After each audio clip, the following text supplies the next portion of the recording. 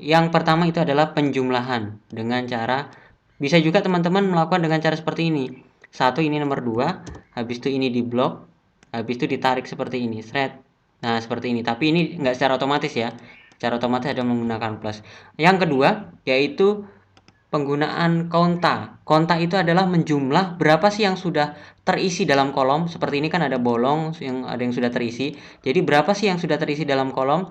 Kita ketikkan di sini sama dengan konta, ya ini konta. Nah, habis itu kita blok dalam kurung enter.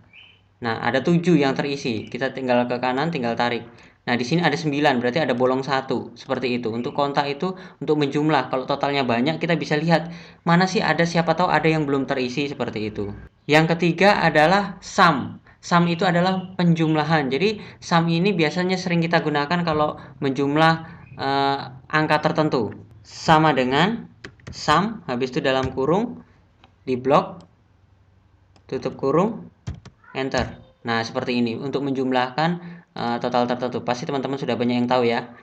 Untuk berikutnya yang keempat adalah average. Average ini adalah untuk rata-rata. Jadi nilai rata-rata sebuah nilai. Jadi kalau semuanya matematika bahasa Indonesia ini rata-ratanya berapa? Kita tinggal ketik sama dengan Nah, ini udah ada average, tinggal diklik, habis itu kita blok. Kita blok selnya, habis itu ditutup kurung, enter. Habis itu, nah ini kan 3-nya terlalu banyak nih, kita kurangin. Ini, ya 3-nya 2 poin saja. Habis itu kita tinggal tarik saja ke bawah, shred. Nah, ini untuk nilai rata-ratanya, sudah terlihat ya nilai rata-ratanya. Untuk yang kelima adalah penggunaan kontif. Kontif di sini kita menjumlah huruf tertentu. Jadi di sini kan ada jenis kelamin laki-laki, perempuan, laki-laki dan wanita. Kita mau menotal nih laki-lakinya berapa, wanitanya berapa, nggak mungkin dong dihitung satu persatu. Jadi untuk laki-lakinya kita tinggal sama dengan kontif. Ya ini kontif. Habis itu kita blok semuanya.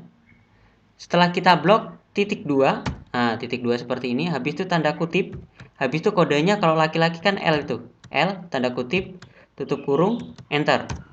Nah, seperti ini. Jadi L-nya laki-laki adalah 6. Nah, untuk wanitanya kita tinggal copy, habis itu paste di sini. Nah, kita cek dulu. Nah, ini karena turun ke bawah kita harus geser ke atas. Habis itu L-nya diganti dengan W. Nah, laki-lakinya 6, wanitanya 4. Itu adalah penggunaan kontif.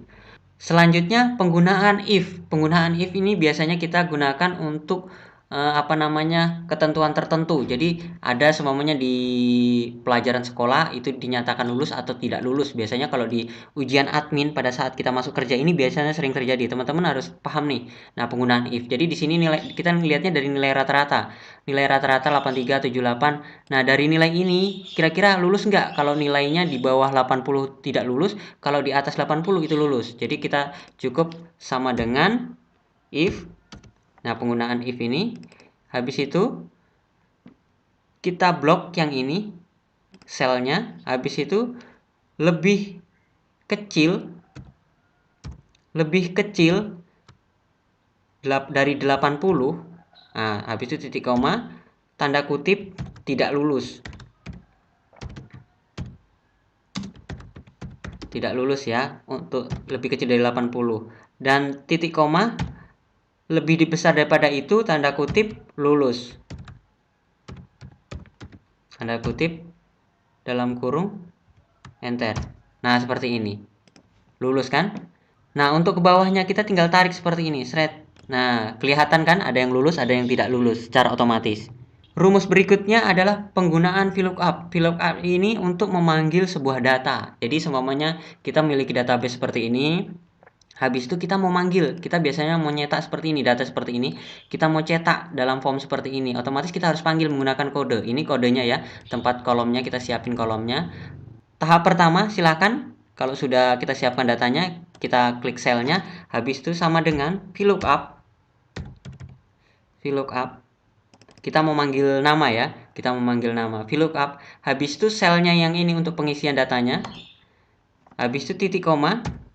Habis itu kita blok bagian selnya. Ini sel untuk database-nya ya. Kita blok. Titik koma. Kita nomor berapa kalau nama? Nama ini 1, 2. Nomor 2 ya. Habis itu nomor 2. Dalam kurung, enter. Nah, dia otomatis tuh hijau. Otomatis tuh hijau. Untuk jenis kelaminnya, kita tinggal geser saja. Tinggal geser saja. Shred. Tapi kan ini kalau digeser, otomatis error ya. Nah, kita caranya nggak seperti itu. Caranya seperti ini. Kita klik dulu, habis itu kita kunci rumus yang ini, yang kode ini, yang J sampai dengan ini. Kita kunci dengan F4, klik F4 di keyboard. Nah, ada dolarnya ya, habis itu enter. Otomatis dia kalau kita tarik, dia akan tetap. Dia tidak akan bergeser. Jadi ininya tidak akan bergeser kode selnya.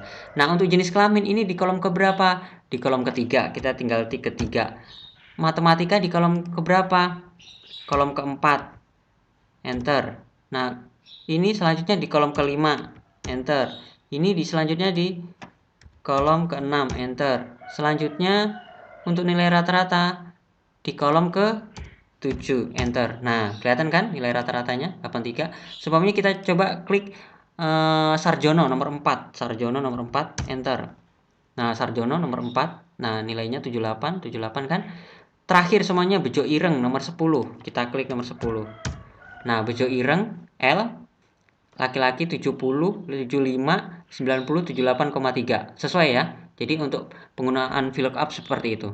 Selanjutnya penggunaan HLOOKUP. Nah, VLOOKUP dengan HLOOKUP ini sangat beda ya. HLOOKUP di sini untuk kita menghitung pajak dan persentase. Jadi kita ada data lain. Data lain itu di sini seperti kode ini untuk potongan pajaknya sekian. Biasanya untuk perhitungan pajak ya. Nah, cara menggunakannya seperti apa? Kita langsung saja, di sini ada data, ada golongan, ada nama, jenis kelamin, gaji pokok, tunjangan, dan transportasi. Tahap pertama yaitu kita klik selnya, habis itu sama dengan HLOOKUP. Nah, ini sudah ada HLOOKUP. Habis itu kita klik kode golongannya, yang ini ya. Kita klik kode golongannya, habis itu titik koma. Setelah titik koma, habis itu kita klik pada kolom sel untuk perhitungan pajaknya, seperti ini.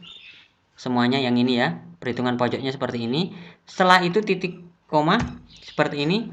Nah, untuk selanjutnya, untuk sel yang kedua, selanjutnya sel yang kedua yang ini ya, sel yang kedua untuk persentase potongan pajaknya, kita klik 2 dalam kurung. Habis itu dikali gaji pokok. Gaji pokoknya ini ya, klik gaji pokoknya. Habis enter. Nah, 30.000 dari 2%. A2 ini kan 2%. Kita tinggal tarik, kalau untuk selanjutnya kita tinggal tarik seperti ini. Shred. Tapi kalau tinggal tarik seperti ini otomatis error ya. Kita harus kunci dulu seperti yang saya lakukan tadi. Kita kunci yang kode ini, yang kode yang warna hijau ini, yang khusus warna hijau ya. Habis itu di counter F4. Nah, dolar, enter. Yang ini supaya nggak bergeser. Kita tinggal tarik. Set. Nah, kelihatan kan pajaknya VLOOKUP. Jadi kita menghitung pajak itu hanya cukup satu kali tarik, semuanya sudah terlihat. Selanjutnya adalah penggunaan lower. Lower di sini adalah untuk merubah huruf besar menjadi huruf kecil semua. Jadi, teman-teman kalau di sini huruf besar menjadi mau dijadikan huruf kecil semua, ya tinggal sama dengan lower. Habis itu klik selnya dalam kurung enter. Nah, dia menjadi huruf kecil semua.